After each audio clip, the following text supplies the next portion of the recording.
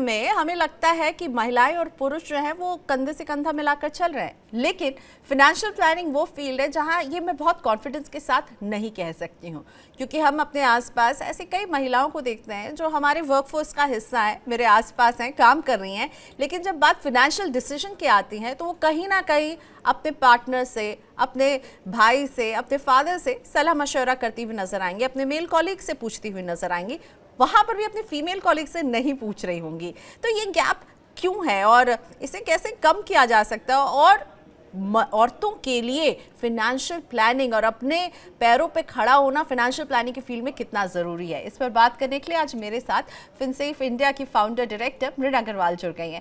Thank you so much मृण, आपने वक्त निकाला। मुझे लगता है कि वित्तीय प्लानिंग के क्षेत्र में महिलाएं अभी भी बहुत पीछे हैं।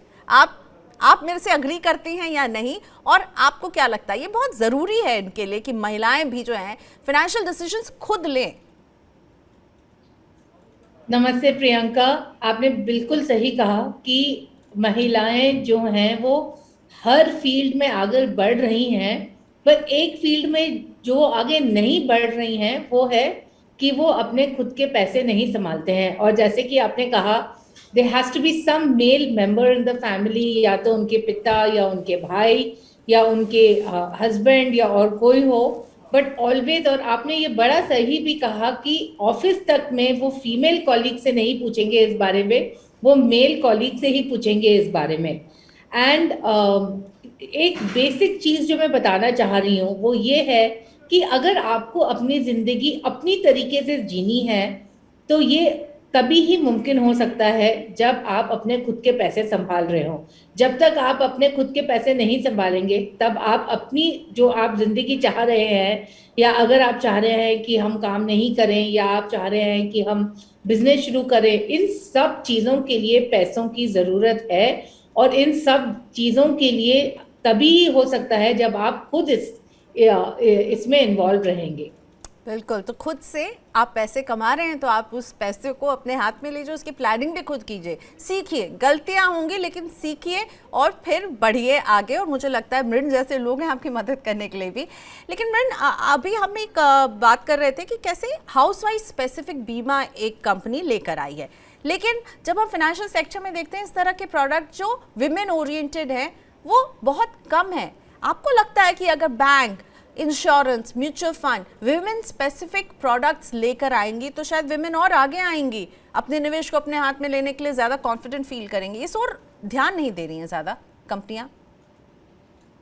हाँ और ना, जैसे इंश्योरेंस में तो इसकी जरूरत थी, हाउसवाइफ इंश्योरेंस की जरूरत है। बट अगर हम फाइनेंशियल प्लानिंग के तौर पर देखते हैं, या इन्वेस्टमेंट्स के तौर पर देखते हैं, या बैंकिंग सर्विसेज के भी तौर पर देखते हैं, जो विमेन ओरिएंटेड प्रोडक्ट्स होते हैं उसमें मैंने मतलब जो बेसिक कोर होता है ऑफ द इन्वेस्टमेंट वो तो नहीं बदलेगा। उसमें बस बेसिकली कुछ एड ऑन्स होते हैं, which makes it nicer for the women to have that account. But really I am not seeing कि उसमें इतना एडवांटेजेस होगा। बट जैसे कि मैंने कहा, इंश्योरेंस में तो इसकी ज़रूरत है, but I am not really sure कि इन्वेस्टमेंट्स में या बैंकिंग सर्विसेज में इसकी ज़रूरत है। आई थिंक जो बहुत ज़रूरी है वो ये है कि जब बैंक्स या फाइनेंशियल इंस्टीट्यूशंस अपने कस्टमर्स के साथ डील करते हैं, they should also involve the women of that household in the conversation, or they should at least request that the women of the household should also be included in the conversation. तो आपको क्या लगता है महिलाओं के portfolio में, investment portfolio में क्या क्या शामिल होना चाहिए, और जो चीज़ें आपको लगता है कि आसपास आप देखती हैं कि वो विमेन इन्वेस्टर्स उसे मिस कर जाती हैं या फिर ध्यान ही नहीं देती हैं, उनका पोर्टफोलियो आपको क्या लगता है उसमें मस्ट हैव्स क्या होने चाहिए?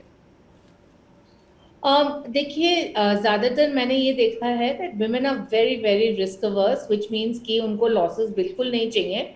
आई डोंट थिंक लॉसेस किसी को भी चाहिए, but the reality today is कि अगर आप बस फिक्स डिपॉजिट या आपने इंश्योरेंस पॉलिसी में निवेश किया, इससे आपका पैसा नहीं बढ़ रहा है क्योंकि आप इन्फ्लेशन को नहीं बीट कर पा रहे हैं।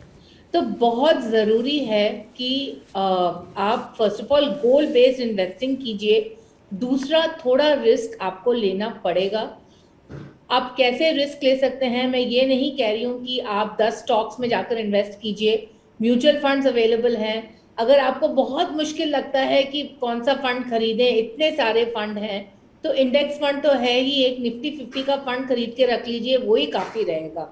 तो बट ये बहुत जरूरी है कि ये जो थिंकिंग है कि हम लॉस नहीं बना सकते हैं, और हम रिस्क नहीं ले सकते हैं, ये बदलनी पड़ेगी। And I would also like to say that when men invest, they don't invest with this thought process ki, oh, I don't want to take any risk, or I just want to be in traditional investments, because the reality also is कि आदमी लोगों को कोई जज नहीं कर रहा है।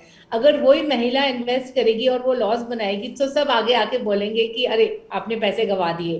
तो बहुत जरूरी है कि थोड़ा आपको कॉन्फिडेंस रहना चाहिए, राइट इंस्ट्रूमेंट चूज कीजिए and be invested for the right time. तो must have, I will certainly say, of course, fixed deposits वगैरह रखिए, but must have, I will say certainly an index fund in your portfolio. Right, आपने अभी जैसे कहा ना कि जब पुरुष करते हैं तो उन्हें वो रिस्क लगता है कि हो गया तो कोई बात नहीं, ये ठीक वैसे ही मैं फील करती हूँ जब हम कार चलाते हैं। जब भी कार चलाते हैं तो हमेशा कहा जाता है कि विमेन आर बैड ड्राइवर्स, पर ऐसा नहीं है, ये बस बोलने की बात है। बिलीव मी, मुझे लगता है कि मैं और मृण ज़्यादा अच्छी कार चलाते होंगे। सो मृण, अब ये बताइए, इंश्योरेंस बहुत ज़रूरी हो जाता है, तो महिलाओं को जब वो हेल्थ इंश्योरेंस और टर्म इंश्योरेंस लेती हैं, कैसे कितना कवर रखना चाहिए, और आप कौन से वो बॉक्सेस हैं जिन्हें कहती हैं टिक करें इंश्योरेंस के फ्रंट पर? तो सबसे पहले तो महिलाओं को ज़्यादातर लगता है कि उनको बीमा करने की ज़रूरत नहीं है, बिकॉज दे फील कि प्राइम अर्नर जो स्पाउस है वो उनको बस कवर करना काफ़ी है। बट ये एक सबसे पहले तो उनको ये समझना चाहिए कि ये बात सही नहीं है। और आपको ये जानकर भी you will be surprise to know कि even working women feel this way कि as long as the spouse is covered, उनको कवरेज की ज़रूरत नहीं है। तो सबसे पहले तो उनको ये समझना है कि उनको भी ज़रूरत है बीमा लेने की, both life and health insurance. So life insurance, of course, आप the mathematical way is to do the human life value calculator, जो आपको किसी भी इंश्योरेंस कंपनी की वेबसाइट पे मिल जाएगा। नहीं तो फिर at least 10 times of your annual income आपको उतना तो लाइफ इंश्योरेंस लेना पड़ेगा। अब हेल्थ इंश्योरेंस बहुत ही ज़रूरी है आजकल। आई मीन ऑफ कोर्स जो ज़्यादातर हेल्थ पॉलिसीज हैं इंडिया में, they only cover the hospitalisation, but आपको ये समझना है कि आप क्यों ले रहे हैं। आप इसलिए ले रहे हैं क्योंकि अगर आगे जाकर कोई अनसर्टेनिटी हो गई कि आपकी फैमिली में या तो आप या आपका फैमिली मेंबर किसी को कोई इलनेस हो गई, then this insurance policy will pay the money for it. So अगर हम देखते हैं कि कितने आजकल खर्चे आते हैं, कोई भी बड़ी बीमारी ट्रीट करने में एटलीस्ट 5-10 लाख रुपए लग जाते हैं, तो एटलीस्ट इतना कवर होना चाहिए, 5 to 10 lakh rupees minimum cover होना चाहिए। और बहुत जरूरी है ये समझना कि हम ये ले रहे हैं to protect ourselves from uncertainty. ऐसे हो सकता है कि आप बहुत साल नहीं यूज करेंगे उस कवर को, बट ये बहुत एसेंशियल एक्सपेंस है, और ये नहीं सोचना चाहिए कि अच्छा हमने तो यूज नहीं किया तो फिर हम इसका क्या फायदा हुआ। ठीक है, तो मस्ट हैव है insurance, term insurance, health insurance और इक्विटी से जुड़े निवेश। और इक्विटी अगर आपको बहुत उलझाव लगते हैं तो इंडेक्स फंड में आप निवेश कर सकते हैं। ये 3 टेक अवेज जो मस्ट हैव इन्वेस्टमेंट के मैं मृण से ले रही हूँ। और मृण, इस पूरे माइंडसेट को बदलने के लिए कि मैं पैसों के डिसीजन नहीं ले सकती हूँ, मैं एक महिला हूँ, मैं शायद गलत ले लूँगी, मैं इनसे पूछूंगी, मैं उनसे पूछूंगी, इस माइंडसेट को बदलने के लिए आप क्या कहना चाहेंगी? You just need to believe in yourself. अगर आप और लाइफ में और सब कर सकते हैं तो ये तो करना इतना मुश्किल भी नहीं है। बहुत सारे रीडिंग रिसोर्सेज अवेलेबल हैं, बहुत सारे जैसे आपके भी शो अवेलेबल है देखने के लिए। तो अगर इंसान चाहता है तो वो कुछ भी कर सकता है। राइट, चलिए अब इसी नोट पर कुछ अपने दर्शकों के सवाल मैं आपके सामने रखती हूँ। पहला सवाल मैं लूँगी सीमा गुप्ता जी का, मुरादाबाद से हैं सीमा, 23 साल की है। पूछ रही हैं कि मैंने अभी एक MNC में काम करना शुरू किया है, मेरा पैकेज अच्छा है, 5 साल बाद मैं शादी का प्लान कर रही हूँ और हर महीने 30,000 रुपये निवेश करना चाहती हूँ। मैं कहाँ निवेश करूँ, आप क्या सलाह देंगे सीमा को? मुझे लगता है बस 23 इयर्स की हैं। That's a very nice thing कि सीमा आप अभी से प्लान कर रही हैं। मुझे लगता है इसके लिए तो मैं आपको वाहवाही दूंगी। अब बताइए मृण कि ये कहाँ निवेश करें? तो निवेश की बात आती है तो अगर आपका 5 साल का पीरियड है तो आप बैलेंस फंड में देख सकते हैं। You can look at ICICI balance advantage fund, क्योंकि इसमें ऑटोमेटिक रीबैलेंसिंग भी होती रहती है। बट एक चीज जो मैं जरूर बोलूंगी कि आप शादी के लिए पैसे बचा के रखनी है, ये अच्छी बात है, बट सारा आप शादी पर ही नहीं खर्च कीजिएगा, आप थोड़ा रखिएगा कि आप आगे जाकर भी इस पैसे को यूज कर सकें। एब्सोल्युटली, एक शादी का गोल है, लेकिन उसके आगे के भी जीवन के गोल के लिए, जैसे कि रिटायरमेंट के लिए अगर आप अभी से ही प्लानिंग कर लें तो कितना अच्छा होगा। अब ज़्यादा साल हैं आपके हाथ में, आप ज़्यादा पैसे इकट्ठा कर पाएंगी, तो इसका ख्याल रखिएगा सीमा जी। रूपम रंजन का अगला सवाल लेते हैं, रांची से है रूपम जी और 40 साल इनकी उम्र है। ये ट्रांसलेशन का फ्रीलांस काम करती हैं और करीब 50,000 रुपये हर महीने इनकी इनकम हो जाती है।